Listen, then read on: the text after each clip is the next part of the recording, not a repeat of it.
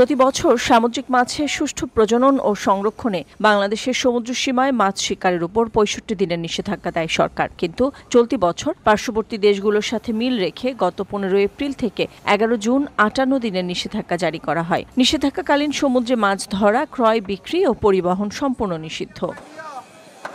নোয়াখালীর দ্বীপ উপজেলা হাতিয়ার ছোট বড় ২০টি ঘাটে জেলে রয়েছেন প্রায় লক্ষাধিক, কিন্তু সরকারি সহযোগিতা প্রাপ্তির জন্য নিবন্ধিত জেলের সংখ্যা ২৬,০০০। গত মৌসুমে ৪,৮৭৩ জন জেলেকে নিষেধাজ্ঞার সময় প্রথম ধাপে ৫৫ কেজি চাল ও দ্বিতীয় ধাপে ৩০ কেজি করে চাল দেওয়া হয়। কিন্তু চলতি মৌসুমের নিষেধাজ্ঞা ১৫ এপ্রিল থেকে শুরু হলেও এখনও সরকারি সহযোগিতা পায়নি জেলেরা। এতে পরিবার নিয়ে বিপাকে পড়েছেন তারা।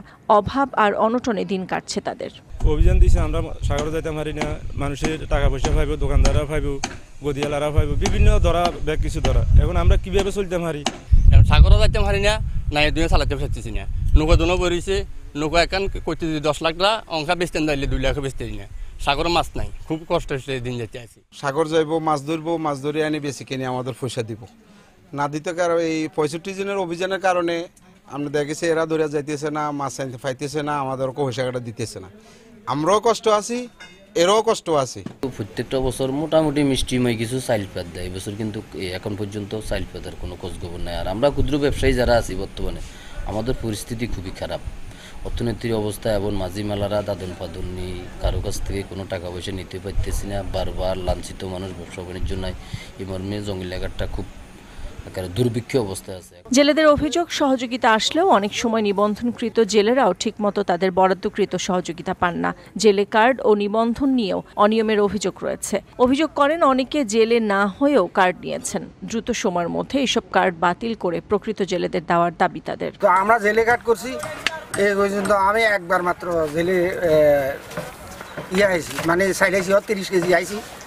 আর হিয়ার তেল দেয় সরকার, জাল দেয় বা আমরা এইখানে আমার দুইটা বোর্ডের মাধ্যমে 2টা বোর্ডের অন্তত 15 জন করে 30-35 জন মানুষ আছে। কত 8 জনে ঠিক মতে আপনার মনে করেন জেলে মানে এই কার্ড আহানো। আমি সকালে তো 8 জনে পাইতে পারি।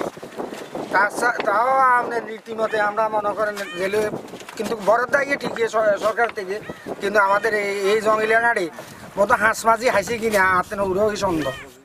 ৬৫ দিনের অভিযানে কিছু চাইল ডেল দিতে, এখনও এই বছর কোনো চাইল ডেলে দেয় না, কোনো নাম কাজ নেই, কিছু নেই না। এখন আমরা খুব অভাবে আছি, সে সাগরও করতে পারি না, কোনো দিকে যাইতেও পারি না। আমার ঘরে জেলে কার্ড দিছে এরা, কিন্তু আমরা জেলে কার্ড পাইও চাইল পাই না। জমা দিই ওই নিচে থাকবো কিন, উপরে থাক বড় লোকের কিন। আমাদের টাকা পয়সার সমস্যা, টাকা পয়সা নাই, যে ছেলে মেয়ে মা বাপ নিজেরা চলতে ফিরতে আমাদের খুব সমস্যা।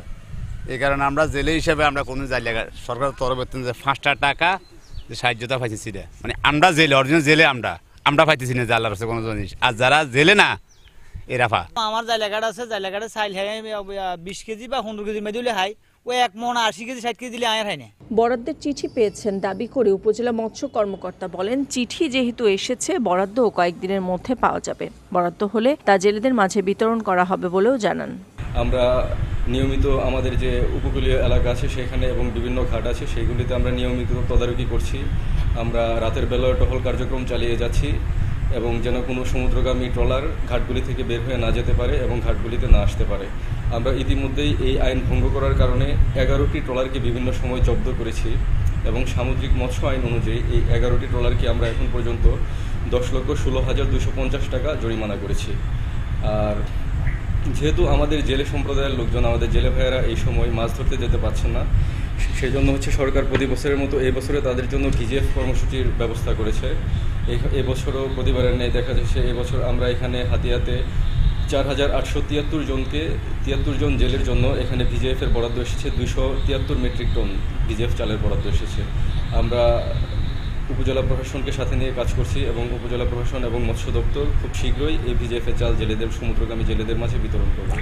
নিষেধাজ্ঞা শুরুতে সরকারি সহযোগিতা না পেলে কিভাবে তাদের পরিবার চলবে, এমন প্রশ্ন দ্বীপের লক্ষাধিক জেলের। বরাদ্দে অনিয়ম ও দুর্নীতির সাথে জড়িতদের বিরুদ্ধে ব্যবস্থা গ্রহণের দাবিও জানান জেলেরা।